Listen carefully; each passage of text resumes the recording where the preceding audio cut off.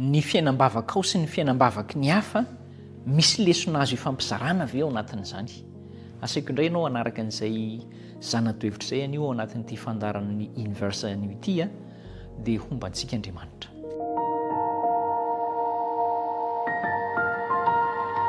Isaoran'Andriamanitra misaora azy mandrakariva ary dia fifaliana ny arabana sy kopakopa-tanana anao indray hiarakisika ao anatin'ny fandinenan'ny soratra masina momba ny fiainam-bavaka misy ohatra azo raisina avy amin'ireny fiainam-bavaka ireny. Fa mialohan'izay aloha asaiko ianao hivavaka isika. Tompo Andriamanitra ao misaotra noho ny fahasoavanao mampiaona anay amin'izao fandaharana fandinenan'ny soratra masina izao. Sitraka indrindra raha mbola omenao indray ny toromarika amin'izany hoe fifampizarana amin'ny fomba fivavahana sy ny fotoam-bavaka izany. Hombanay hatrany ianao fa manaiky sy milevitra eo anatrehanao izay. Amin'ny anaran'i Jesosy no angatahana izany. Amen. Fiainam-bavako dia ny fiainam-bavaka ao, ny fiainam-bavaky ny hafa misy lesona azo ifampizarana izany. Raha mandinika isika ohatra voalohany ny an'i Ezra sy Nehemia dia nanao vavaka fiekena sy fitoamanina izy ary tsy Ezra sy Nehemia ihany fa Daniela koa nanao an'izany ary maro Davida nanao an'izany. Fiekena ny fahotana ary miaraka amina tomany ranomaso satria misy zavatra andrasana angatahana amin'Andriamanitra. Ezra sy ny vahoaka tamin'ny sokajy taona rehetra zao ao amin'ny Ezra 10 dia niara-nangataka hatramin'ny ankizy zaza madinika ny tanora ny lehibe ny antitra dia niara-nangataka, niara-niaika ary niara-ny tomany teo anatrehan'Andriamanitra tamin'izany fangatahana izany.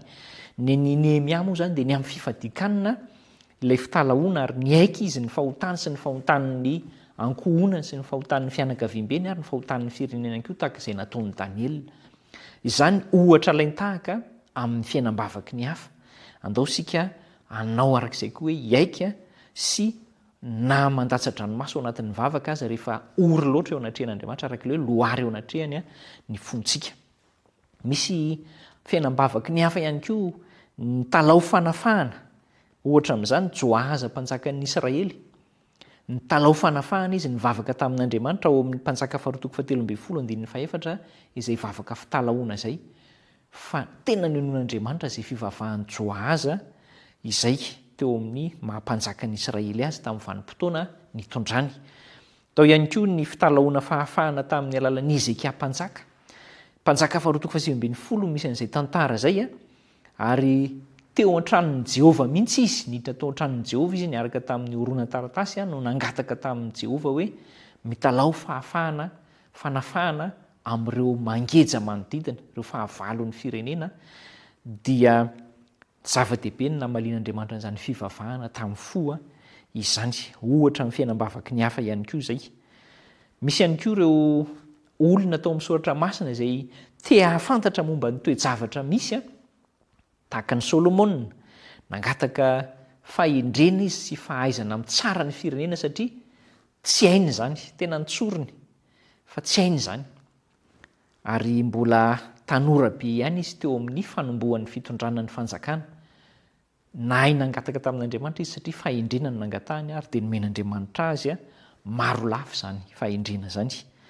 Ny Jeremia ihany koa, Jeremia mpaminany dia nangataka tamin'Andriamanitra hoe inona no tohin'ny tantaran'ny zanak'Israely. Ao amin'ny Jeremia 2:30 sy ny manaraka ao misy an'izany dia nasehon'Andriamanitra rehefa avy eo nivaliny hoe izao no iseho amin'ity fangatahana zavatra tiana ho fantatra ity. Tena manome antsika ohatra ny soratra masina fa raha te hahafantatra zavatra iseho manaraka ihany koa tsika na te hahafantatra momba ny toe-javatra izay nisy dia afaka mangataka an'izany amin'Andriamanitra ihany koa zasy ianao ao anatin'ny fiainam-bavakatsika ao.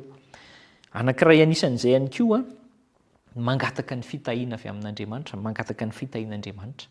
Maro amintsika no manisy soratra ny fananantsika hoe valim-bavaka ary mety manandratra antsika izay, mety ireharehana ihany koa aza hoe ty fananana ity dia valim-bavaka. Fa izao ny mangataka ny fitahian'Andriamanitra ny tena zava-dehibe. Ohatra ny an'i Solomona rehefa teo am-pitokanana ny tempolo vao vita voalohany Solomona dia nanao fangataham-bavaka be dehibe izy ary izay fangataham-bavaka be dehibe izay misy anton-javatra be dehibe izay nangatahana amin'Andriamanitra mba ho fitahiana hoan'ny vahoaka an'andriamanitra tokoa io trano izay natsangana io. Dia misy tonom-bavaka be deaibe eo amin'ny mpanjaka voaloha toko fahavalo andininy faharoa amby roapolo hatrany amin'ny faraparany any misy an'izay tantara fangatana amin'ny fitahin'andriamanitra zay.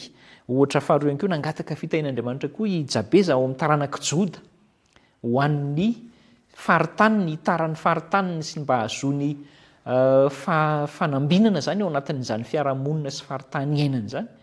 Nivavaka tamin'ny fony izy tamin'ny mpinoana i Jabeza ao amin'ny taranaka Joda ary dia novalian'andriamanitra ny fangatahany araka nyvoalazan'ny tantara voalohany toko hevitra andininy fahasivy sy ny andininy fahafolo. Afaka mamaky an'izany ianao.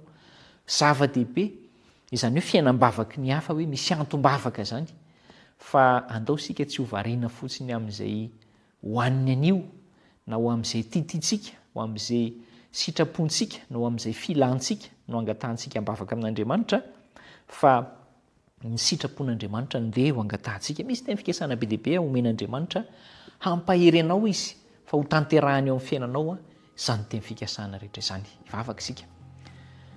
Ray tsara indrindra toy ny ray mahafantatra ny zavatra omenany zanany ianao ary mahasoa ny zanany. Izany no isehonay eo anatrehanao. Zanakao no iheveranay ny tenanay fa ianao mihitsy no niteny an'izany.